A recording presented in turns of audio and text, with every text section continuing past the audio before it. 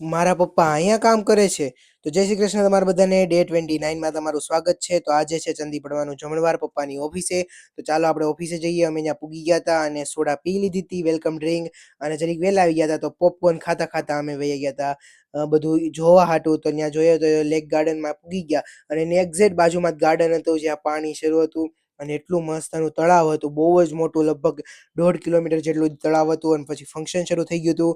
તો અમે જાણી પોપકોર્ન ખાતા ખાતા એન્જોય કર્યું, જ્યાં બધાને ગેમ્સ રમાડતા હતા અને બહુ જ મજા આવી ગઈ. અને આ જગ્યા હતી પણ ખાવાનું શરૂ થઈ ગયું હતું એટલે બધા વહી ગયા હતા અને હું ને મારો ભાઈ આમ બંને વહી ગયા હતા. જો કેવું મસ્તનું ખાવાનું છે, પીઝા, પનીરનું શાક ને એવું બધું ખાઈ લીધું. અને મને આ રબડી વાળી બરફી હતી, બહુ જ મજા આવી ગઈ.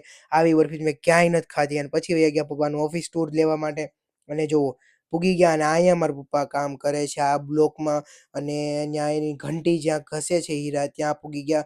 અને એ મને સમજાવતા હતા કે આ આવડો હીરો હું બનાવું છું ને આ જગ્યાએ, અને આ સમયે મેં પૂરો કર્યો ને એવું બધું કાગળિયા ને એવું દેખાડતા હતા. જુઓ આખી ઓફિસ.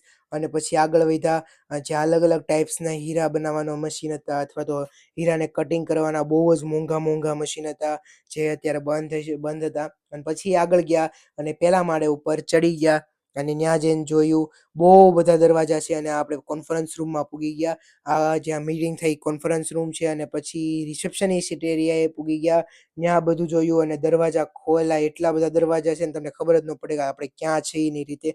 તો દરવાજા ખોલીને ઓડિટોરિયમમાં પૂગી ગયા. બહુ જ મોટો ઓડિટોરિયમ હતો, જ્યાં લગભગ કેટલા બધા હમાય એની લિમિટ નથી. અને પછી વહી ગયા ઘરે. આવજો, જય શ્રી કૃષ્ણ. સબસ્ક્રાઇબ કરી લેજો.